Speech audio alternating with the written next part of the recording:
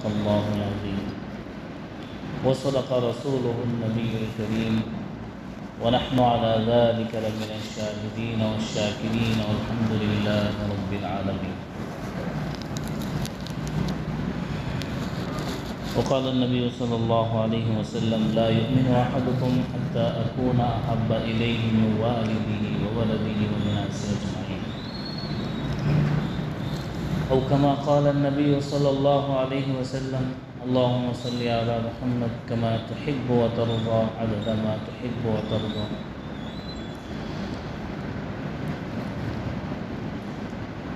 بزرگان محترم،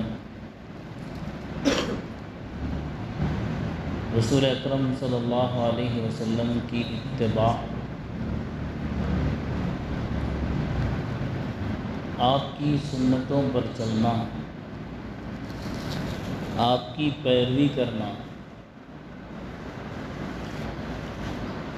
ایمان والے پر فرض ہے۔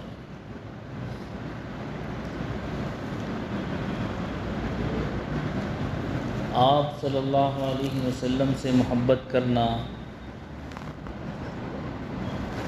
ایمان کے کامل اور مکمل ہونے کے لیے ضروری ہے۔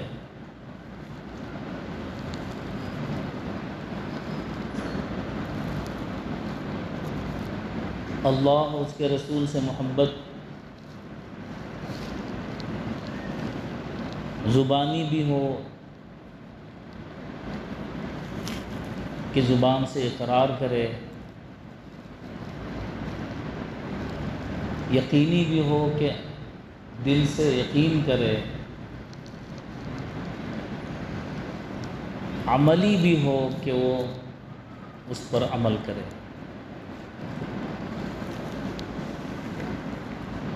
زبانی اقرار کلمہ طیبہ کا جس طرح اقرار کرتا ہے، اللہ کے رسول محمد رسول اللہ صلی اللہ علیہ وسلم سے محبت اور آپ کی پیروی کا اقرار بھی کرے، دل سے یقین بھی کرے کہ آپ کے بتائے ہوئے طریقے پر چلنے میں شریعت کامل ہوگی، اتباع سنت پورا ہوگا، اس کے بغیر یہ یقین کرے دل میں کہ میرا کوئی اور راستہ نہیں ہے، اور عمل بھی کرے، صرف زبان سے اقرار اور دل سے یقین کر لیا، عمل کو چھوڑ رہا ہے، تب بھی کامل اور مکمل نہیں ہے۔ اتباع کامل وہی ہے، اس لیے کہ رسول اللہ صلی اللہ علیہ وسلم کو اللہ نے کامل نمونہ بنا کر بھیجا، اور آپ سے بڑھ کر کون کامل بشر ہو سکتا ہے؟ دنیا میں کوئی بشر، کوئی انسان کامل نہیں، مکمل، سوائے نبی کریم صلی اللہ علیہ وسلم کے۔ اللہ نے آپ کو کامل اور اکمل، خوبصورت اور خوب سیرت بنا کر اللہ نے دنیا میں بھیجا، حتیٰ کہ جو دشمن اللہ کے نبی کے جان کے در پہ تھے، وہ بھی آپ صلی اللہ علیہ وسلم کی، آپ کے حسن اخلاق کی، آپ کی سچائی کی دلیل بیان کرتے تھے۔ کہتے انک صادق الامین، کہ آپ سچے اور امانت دار ہیں۔ سچائی پر تقریر کرنا بھی آسان ہے، سچ بولنے کا دعویٰ کرنا بھی آسان ہے، لیکن سچا بن کر دکھانا بڑا مشکل ہے۔ ہمارا سچ وہاں پر ظاہر ہوتا ہے جہاں پر ہم کو ہماری تجارت میں کچھ اس طرح کا نفع آ رہا ہے، اب اگر ہم سچ بول دیں گے تو وہ نفع نہیں ملے گا۔ ہماری سچائی کا امتحان وہاں پر چلتا ہے۔ ہماری سچائی کا امتحان وہاں پر چلتا ہے کہ ہم اگر سچ بولیں گے تو ہماری عزت میں، ہمارے مرتبے میں کمی آ جائے گی کہ میں بڑا آدمی ہوں، میں فلاں صاحب ہوں، میں فلاں عالم ہوں، میں فلاں خطیب ہوں، میں فلاں مسجد کا امام ہوں، میں فلاں درجے پر ہوں، میں سیکریٹری ہوں، میں باس ہوں، میں مالک ہوں۔ اب میں اگر سچ بولوں گا تو میری عزت میں کمی آئے گی، تو اب یہاں پر سچائی کا امتحان ہوگا۔ یہاں پر سچائی کا امتحان، کچھ نفع کے خاطر میں نے جھوٹ بول دیا، اگرچہ کہ وہ نفع مجھے حاصل ہو گیا اور وہ چیز میری بک گئی، میں نے سچ نہیں بتایا۔ اب اصل سچائی کا، سچ پر بولنا آسان ہوتا ہے اور سچا بن کر دکھانا بڑا مشکل ہوتا ہے، اس لیے کہ کردار جو ہے اس کی زبان نہیں ہوتی، کردار کی زبان نہیں ہوتی، لیکن اس کا اثر بہت ہوتا ہے۔ یہاں تک کہ ایک آدمی تمام سنتوں کو مد نظر رکھتے ہوئے اخلاص کے ساتھ اللہ کے دربار میں حاضر ہو، مسجد میں آئے، اللہ ہی کے لیے 2 رکعت نماز پڑھے، اس کا پورا پورا یقین، پورا پورا عمل اللہ کی طرف ہو، اللہ کو راضی کرنا اس کا مقصد ہو، وہ آداب کی رعایت کرے، سنتوں کا بھی خیال رکھے، مستحبات کا بھی خیال رکھے، 2 رکعت نماز پڑھے، اس کی نماز کا اثر ساری مسجد والوں پر پڑتا ہے۔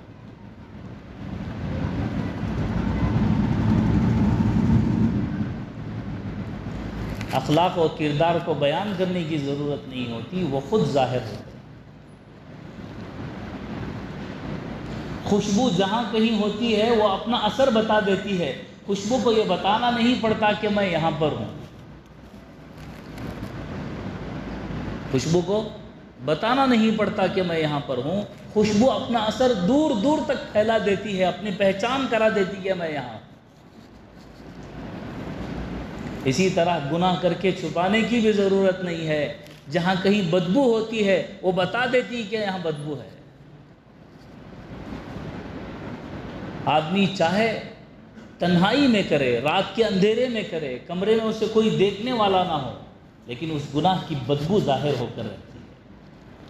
ایک آدمی رات کے حصے میں اٹھے، اس کی بیوی کو خبر نہ ہو، بچوں کو خبر نہ ہو، اللہ کے لیے وہ وضو کرے اور نماز کے لیے کھڑا ہو جائے 2 رکعت، یہ اس کی نیکی ہے، اس کا اثر ظاہر ہو کے رہتا ہے، اس کی نیکی کی خوشبو پھیل کر رہتی ہے، اس کی برکت اسے گھر والوں کو ملتی ہے، گھر کے افراد کو ملتی ہے، اس کے پڑوسیوں کو ملتی ہے، محلے کو ملتی ہے۔ نیکی کا اثر بھی ظاہر ہو کر رہتا ہے اور بدی اور برائی کا اثر بھی ظاہر ہو کر رہتا ہے۔ اتباع سنت، اللہ کے نبی کے ہم عاشق ہیں، آپ سے محبت کرتے ہیں، ہماری نکاحوں میں، ہماری مجلسوں میں اللہ کے نبی کی اتباع کا اصل مقصد ظاہر ہوتا ہے۔ چاہے میں بیان کروں، چاہے میں تقریر کروں اس اتباع سنت پر، لیکن جب ہمارے گھر میں کوئی نکاح ہو، کوئی میت ہو، کسی کا کفن دفن ہو، اس موقع پر اللہ کے نبی کی سنت کو جان کر عمل کرنا بڑا کٹھن ہوتا ہے۔ لوگ کیا کہیں گے؟ ماں ناراض ہوگی، پھپھو ناراض ہو جائیں گی، دادی ناراض ہو جائے گی، خالہ ناراض ہو جائے گی۔ اب ہزاروں کو راضی کرتے کرتے، ان کو خوش کرتے کرتے رسول پاک صلی اللہ علیہ وسلم کو خوش کرنا بھول جاتے ہیں۔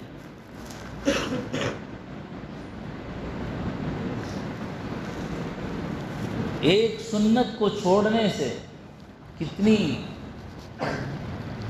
نحوست، کتنی بے برکتی آتی ہے۔ آپ اس زمانے میں ایک نکاح کی سنت کو دیکھیں، کتنا بڑا کام اس کو بنا کر رکھ دیا ہے، کتنا بڑا کام اس کو بنا کر رکھ دیا ہے۔ لڑکے نکاح کرنے کے لیے راضی نہیں ہیں، نکاح کرنے کے لیے راضی نہیں۔ ایک تو 90% اگر آپ سروے کریں، اگر آپ آج کی جنریشن سے پوچھیں، عجیب ان کے خواہشات ہیں، ان کے عجیب مقاصد ہیں۔ کوئی حور پری تلاش کر رہا ہے اور کسی کو کسی ایسے پوسٹ کی ضرورت ہے کہ وہ خود بھی کھائے، اس کے ماں باپ کو بھی بیوی آ کر کھلائے، ایسے کی ضرورت ہے۔ کوئی ڈاکٹر ہو جو خود بھی کمائے، اپنا پیٹ بھرے، وہ گھر میں بھی آ کر کام کرے، نوشو اور شوہر کو بھی کھلائے، اس کے ماں باپ کو بھی کھلائے، ایسی کوئی تلاش۔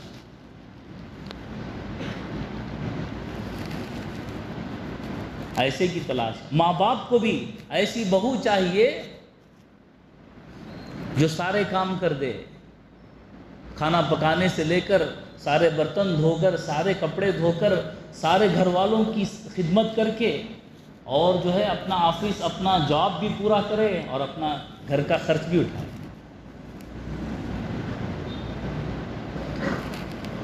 اسی لیے بازاروں میں پھرنا، زنا کرنا، فحاشی کرنا آسان ہے، نکاح کرنا لوگوں نے مشکل بنا کر رکھا ہے۔ کل قیامت کے دن سب مجرم بن کر کھڑے ہوں گے۔ ماں باپ کو بھی ایک خواہش ہے کہ ہمارے لڑکے کی، ہماری لڑکی کی شادی فلاں جگہ پر ہو، ایسے پیمانے پر ہو، لوگ یاد رکھیں، اور فلاں ہو۔ ایسے ایسے خواب ہیں جن کی وجہ سے وہ روز زنا کے دلدل میں لڑکا یا لڑکی جاتی رہتی ہے۔ اس سب کا گناہ، اس کا عذاب ماں باپ کے اوپر، خواہشات ہیں۔ ایک رشتے کو ٹھکرا کر اخلاقی طور پر جب وقت آتا ہے لڑکا اور لڑکی کا، اس لیے کہ انسان کو اللہ نے ایسا فطری بنایا ہے، بھوک لگی تو اسے کھانا پڑے گا، گھر میں کھانا مل جائے صحیح وہ کھائے گا، ورنہ باہر کھائے گا، باہر نہیں کھا سکتا چوری کر کے کھائے گا، وہاں بھی نہیں کھا سکتا کسی کو مار کر لوٹ کر کھائے گا، کھانا تو اسے ہے، بھوکا تو نہیں رہ سکتا۔ بالکل یہی فطری تقاضا جنسی خواہش کا بھی ہے۔ لڑکیوں کی عمریں بڑھتی جا رہی ہیں، ماں باپ جو ہے بیچ میں آڑ بن کر بیٹھے ہوئے ہیں۔ کل قیامت کے دن ان سب کا حساب دینا ہوگا۔ یہ ایسی برائی ہے سماج میں جس سے فتنہ، زنا اور لڑائی اور فساد، لوگوں کے رشتے مشکوک۔ اللہ، اتباع سنت ہمیں یاد نہیں آتی، ہزار جتن کرتے ہیں جس کی وجہ سے 3 مہینے، 2 مہینے، 10 دن، 1 مہینہ وہ رشتے طے نہیں پاتے، وہ ٹوٹ جاتے ہیں، رشتے ختم ہو جاتے ہیں۔ پھر ایک لامتناہی سلسلہ دشمنی کا شروع ہوتا ہے، کورٹ کچہری، پولیس اسٹیشن، یہاں وہاں دھکے کھاتے پھرتے ہیں، زندگی جہنم بن کر رہ جاتی ہے۔ جہنم، صبح اٹھے گا تو وہاں جانا، یہاں جانا، ایسی ٹینشن، ایسی جو ہے شدید ذہنی تکلیف اس کو ہوتی ہے کہ دونوں طرف کے لوگ، دونوں خاندان تباہ و برباد اسی لڑائی جھگڑے میں۔ اس لیے کہ مقصد ہم نے کبھی بھی اللہ کے نبی کی سنت اور اللہ کی شریعت کو نہیں بنایا۔ نکاح میں اللہ کا حکم، اللہ کی شریعت کی پاسداری کیوں کر رہے ہیں؟ حرام سے بچنے کے لیے، حلال پر زندگی گزارنے کے لیے۔ ایک اچھا ساتھی میرا ہے جس کو میں اپنا کر زندگی گزاروں، یہ مقصد کسی کا نہیں ہوتا۔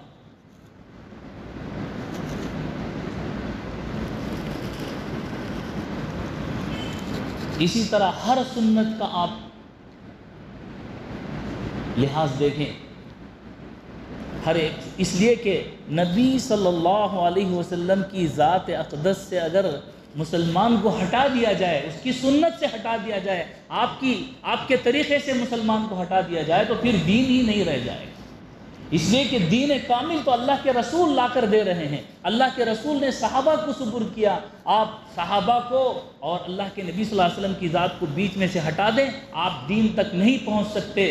اور دشمن اسلام کی ساری سازشیں، ساری طاقتیں آج اسی بات پر ہیں، آپ اللہ کے رسول کی گستاخی کر کر امت مسلمہ ساری دنیا کے سامنے نبی کی سیرت کو داغدار کرنا چاہتے ہیں، تاکہ لوگ نبی صلی اللہ علیہ وسلم کو چھوڑ دیں، چاہے وہ اللہ کو مان کر رہیں۔ میں نے پچھلے جمعہ یہ آیت پڑھی تھی، وَيَقُولُونَ آمَنَّا بِاللَّهِ وَبِالْيَوْمِ الْآخِرِ، وہ لوگ کہتے ہیں ہم ایمان لاتے ہیں اللہ پر اور آخرت کے دن پر۔ یہ دونوں ایمان کی بنیاد ہی ہیں، لیکن ایک بات انہوں نے بیچ میں چھوڑ دی، وہ کیا ہے؟ اللہ کے رسول پر بھی ایمان لانا۔ حالانکہ توحید، رسالت، آخرت، توحید و آخرت کو تو یہ مان رہے ہیں، لیکن رسالت کو، اللہ کے رسول کو ماننے سے انکار کر رہے ہیں۔ یہ بیچ میں اللہ کے رسول کو وَيُفَرِّقُ بَيْنَ اللَّهِ وَرُسُلِهِ، آج کی ساری سازشیں یہ ہوتی ہیں کہ انسانوں کا تعلق، خصوصاً مسلمانوں کا تعلق اللہ کے رسول صلی اللہ علیہ وسلم سے، صحابہ سے کاٹ دیا جائے۔ اسی لیے سوشل میڈیا پر آئے دن کوئی نہ کوئی بھوکتا رہتا ہے اللہ کے نبی صلی اللہ علیہ وسلم کی ذات پر، کوئی انگلی اٹھاتا ہے، اور صحابہ کی ذات پر، اس لیے کہ اللہ کے نبی نے صحابہ کے حوالے ہم کو کیا کہ تم میری اتباع کرو، میری سنت میں وہ چیز تم کو نہ ملے، میرے صحابہ کی سنت پر عمل کرو۔ یہاں پر بھی اللہ کے نبی صلی اللہ علیہ وسلم نے ہم کو سچے ایماندار لوگوں کے ساتھ کر دیا ہے۔ اب یہ چاہتے ہیں کہ صحابہ سے ہمارا رشتہ ٹوٹ جائے، صحابہ کے بعد اللہ کے رسول صلی اللہ علیہ وسلم سے ہمارا رشتہ ٹوٹ جائے۔ آپ جانتے ہیں یہ جو حالیہ فرانس کا جو واقعہ ہے، وہاں کے صدر نے جو یہ بات کہی ہے، یہ کیوں کہی ہے؟ ہر ایکشن کا ایک ری ایکشن ہوتا ہے، پتہ ہے؟ لوگ کہتے ہیں آزادی اظہار، freedom expression. What is freedom expression? Freedom expression is from insult, not freedom to insult. اگر کسی نے آپ کی بے عزتی کی ہے، آپ کو نقصان پہنچایا ہے، آپ کو اظہار کرنے کی آزادی دی گئی ہے، آپ کو بولنے کا رائٹ دیا گیا ہے،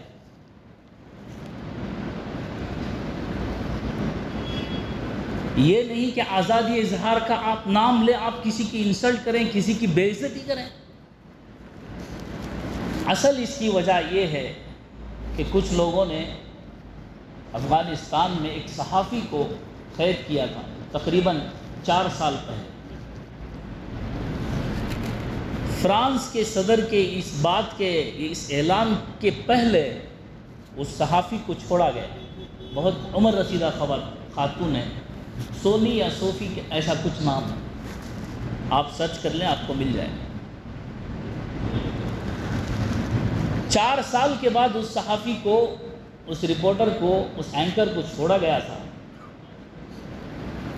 اس کے استقبال میں فرانس کا صدر اسے ملنے گیا ایئرپورٹ پر۔ وہ خاتون جب اتر رہی تھی باقاعدہ حجاب کے ساتھ تھی۔ اترنے کے بعد انہوں نے کہا کہ میں نے اسلام قبول کر لیا۔ اس نے پوچھا کہ آپ نے اسلام کیسے قبول کیا؟ اس نے ساری رودات سنائی، مختصر میں آپ کو بتا رہا ہوں، لمبی بات ہے۔ ان کے حسن و اخلاق سے، ان کے کردار سے، ایک عورت کو جتنی اہمیت اسلام میں ہے، اس سے میں متاثر ہو کر اسلام قبول کر لیا۔ آج مسلمان ماننے کے لیے تیار نہیں ہے، بہوؤں پر، اپنی بیٹیوں پر ظلم کرتے ہوئے، ان سے جہیز کی، ان کے پیسے کی لالچ مانگ کرتے ہوئے اپنی عزت اور اسلام کو فنا کرتے ہیں۔ وہ یہ کہہ رہی ہے کہ اسلام میں جس طرح آزادی اور جس طرح کی اہمیت اللہ اور اللہ کے رسول نے عورت کو دی ہے، کسی اور مذہب میں نہیں۔ لہٰذا اس کو ایک دھکا سا لگا کہ میں جس عورت کا استقبال کرنے کے لیے، اس کے ویلکم میں، اس کے ریسیپشن میں جا رہا ہوں، وہ اسلام قبول کر کے واپس آ رہی ہے۔ اس سے پہلے ایک اور برطانیہ کی ایک اور خاتون تھی، وہ بھی رپورٹر تھی، اس کو بھی جو ہے لوگوں نے، مختلف گروپ کے لوگوں نے، نام لینا مناسب نہیں سمجھتا، انہوں نے ان کو اغوا کر لیا تھا۔ اغوا کرنے کا مقصد اور تھا، لیکن ان اغوا اس لیے کیا تھا تاکہ جو ہے دشمن کو اس کا بدلہ دشمن سے لیا جا سکے۔ ان کو بھی 6 سال کے بعد تقریباً چھوڑا گیا، اور اس عورت نے بھی اسلام قبول کر لیا۔ وہ تھی برطانیہ کی، اور یہ تھی عورت فرانس کی۔ اور بڑے پیمانے پر اللہ کے نبی صلی اللہ علیہ وسلم کی اور اسلام کی جتنی یہ انسلٹ کرنا چاہتے ہیں، اس کا رد عمل یورپ اور ویسٹرن کلچر میں جو ہے بہت زیادہ طور پر ایسا سامنے آ رہا ہے کہ لوگ اس کا مطالعہ کرنے پر مجبور ہو گئے ہیں، لوگ دیکھنے پر مجبور ہو گئے ہیں۔ لیکن حالانکہ ان کی سازش تو یہ تھی کہ جو ہے 9/11 کے بعد اسلام اور اسلام کے چہرہ رکھنے والوں کو داغدار کر دیا جائے، اللہ رب العزت نے اس کا الٹ کر دیا۔ لوگ اس پر غور کرنے لگے کہ واٹ از اسلام، اسلام کیا ہے، نبی صلی اللہ علیہ وسلم کی زندگی کیا ہے، قرآن کیا کہتا ہے۔ آپ کوئی موقع ایسا جانے نہ دیں جب کسی مسلمان کا سامنا غیر مسلم سے ہو جائے، وہ کسی بھی دھرم اور ذات کا کیوں نہ ہو، فوراً اسے اللہ اور اللہ کے رسول کی طرف اسے بلائیں، اسے کسی بھی طرح کہیں کہ آپ اسلام کا مطالعہ کریں۔ اسے کسی طرح پیش کریں کہ آپ قرآن پڑھ کر دیکھیں، اسے کسی بھی طرح کہیں کہ رحمت للعالمین صلی اللہ علیہ وسلم کی ذات کو پڑھ کر دیکھیں، آپ کسی بھی طرح یہ کان اس کے کان میں یہ بات ڈال دیں، ہو نہ ہو یہی آپ کی اور ہماری اور ساری دنیا کی اور خصوصاً جس سے آپ بات کر رہے ہیں اس کی ہدایت کا ذریعہ بن جائے۔ یہ ہے اس کا ری ایکشن، جس ایکشن کے بعد یہ ری ایکشن ہوا ہے۔ اللہ رب العزت اپنے دین کو مکمل کر کے رہے گا، چاہے کافر لوگ اس دین کے چراغ کو اور نبی کی ذات کو کتنا ہی داغدار کرنا چاہیں، واللہ متم نورہ ولو کرہ الکافرون۔ لیکن اس سے پہلے ضروری ہے کہ ہماری اپنی زندگیوں میں بھی سنتوں کا جو ہے مظہر نظر آئے۔ اللہ کے نبی کیسے ہیں، یہ ہماری صورت سے کیسے تھے، ہماری یہ صورت سے تو ظاہر ہو۔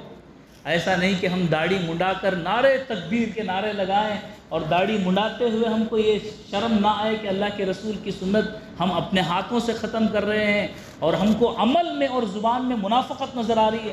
زبان سے تو نبی کے امتی ہونے کا دعویٰ اور عمل سے یہ کر رہے ہیں کہ ہم نبی کا چہرہ ہمیں پسند نہیں۔